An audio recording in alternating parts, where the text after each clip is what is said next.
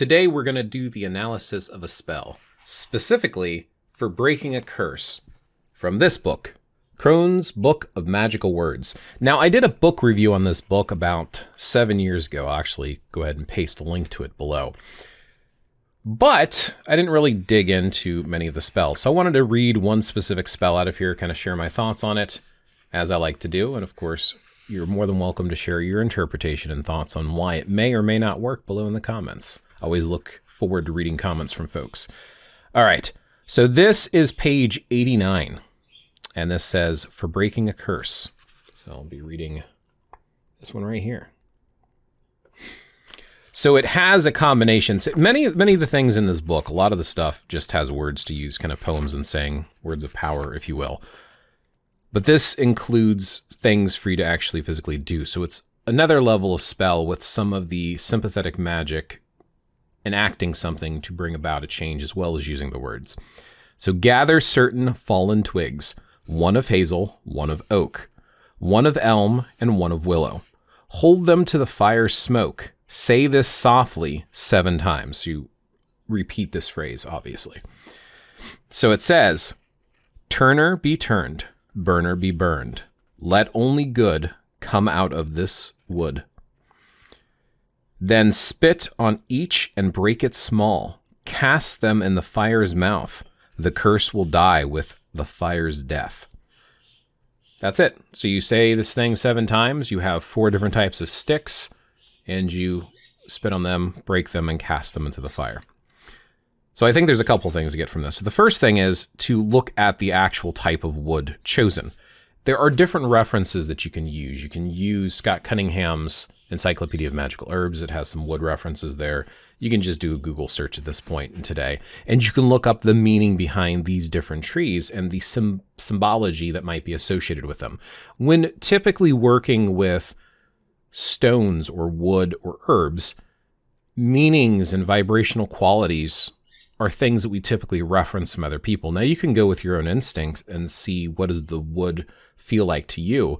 And in many cases, I think you could probably use any stick because it's more the symbology of the stick. But in this case, I think you're using specific type of wood because of the vibrational qualities associated with that specific wood. An example of that, it has oak listed here. Oak is typically, as I understand it from what I remember reading, I don't know the exact reference, so this is hearsay, is I remember it dealing with wisdom and power, not only because of how long oak trees live for and how big that they grow, but it is considered one of the sacred trees to a lot of the European mysticism, whether it's from some of the Celtic regions or even the Germanic or Scandinavian regions, like a lot, even Anglo-Saxons, there's a lot of like oak, ash, and thorn. There's books about it because oak is a very important tree. And I think mistletoe, if I'm not mistaken, also grows in oak, which also has magical properties to it. Poisonous if you consume it, but has magical properties to it as well. So anyway, you have 4 different ones. Look up the references if there's different type of wood that you would want to consider using. So I think that's the main reason they're calling out the type of wood to use, is because of the vibrational quality of these types of wood. And going with other people's interpretation and looking up reference books because of the many years people have spent trying to discover the mystical properties of these, is whether or not you want to believe or trust in that source. Speaking the thing 7 times. I don't know necessarily why the number 7 has to be so important. To me, the number 7 has always been my favorite number personally, but there's also mystical, magical associations with it as well. 8 is typically associated with divinity because it's an infinity symbol.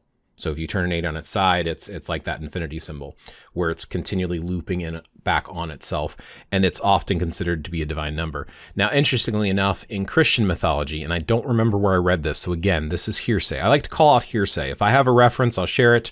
If I don't have a reference, I mention it as hearsay. So what I recall someone mentioning is there is often an association with the number 6 with the devil and Satan, which is weird because the number 666 is actually the mark of the beast. And if you look at biblical mythology, you will see that the number 666 is associated with Caesar Nero, who was apparently an enemy of the Christians anyway. So the beast actually refers to Nero, as far as I know.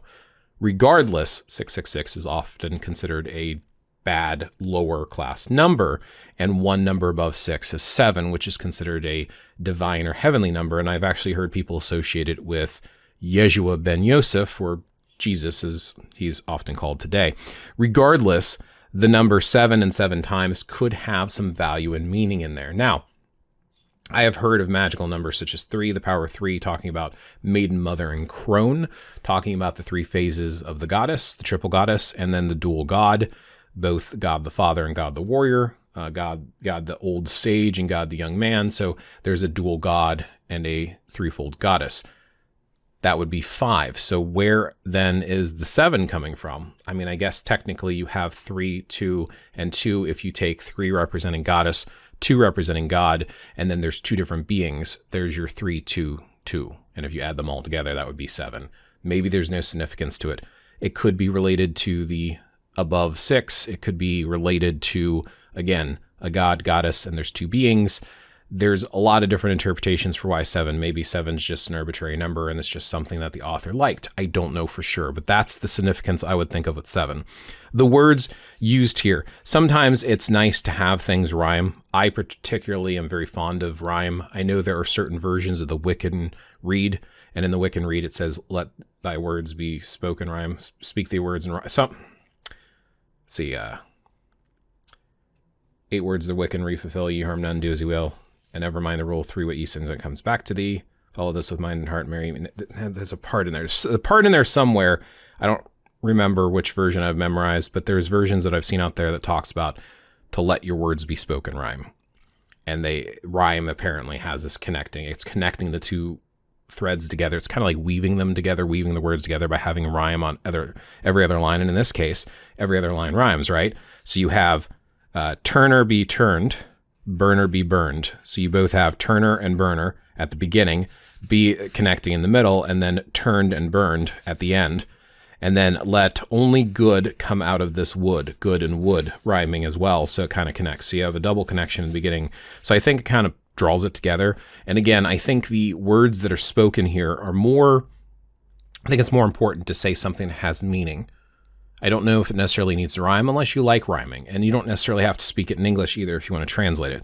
And then spit on each and break it small. Spitting on stuff seems to be a way of removing evil. There are different cultures. I want to say it's either Greek or one of the Slavic cultures that will spit on people to remove evil. It's apparently a blessing.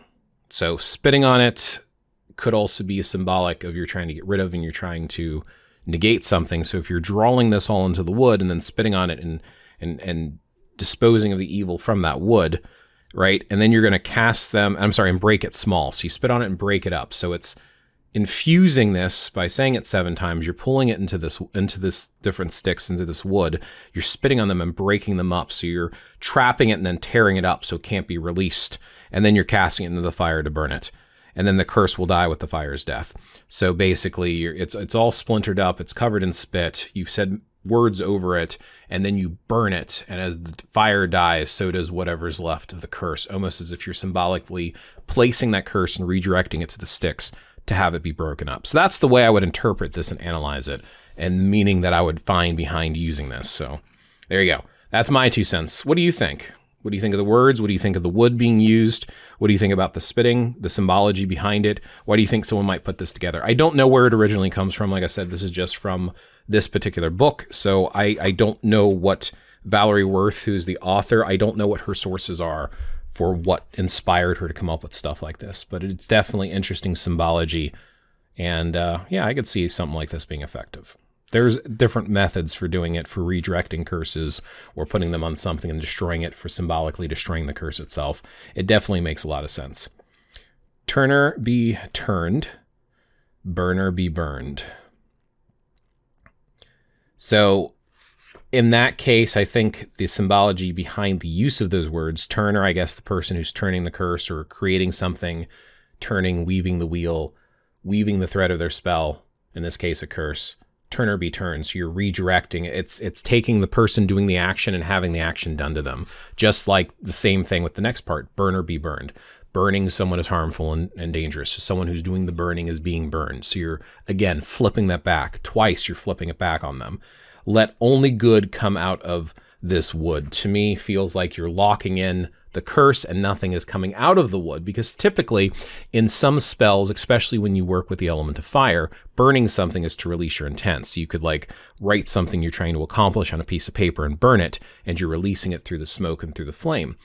Like, or with wood, you can enchant it, you can carve something into it, sigil or imagery, say words over it, anoint it with oil, and then burn it to release that. So if only good come out of this wood, you're saying that you're trapping the curse inside. There you go. That's what I'm saying. That's what I feel like. That's what it feels like to me. And like I said, I mean, I could look up, like I said, the hazel, oak, elm, and willow, and I could look up their meaning behind the wood, but you're going to find so many different meanings, and I think it's important for you to find it for yourself. So, okay. I think this video has been long enough. There's my analysis of a spell for breaking a curse from the Crone's Book of Magical Words by Valerie Worth. Thank you for watching as always. Look forward to hearing your comments, and I'll catch you in the next one.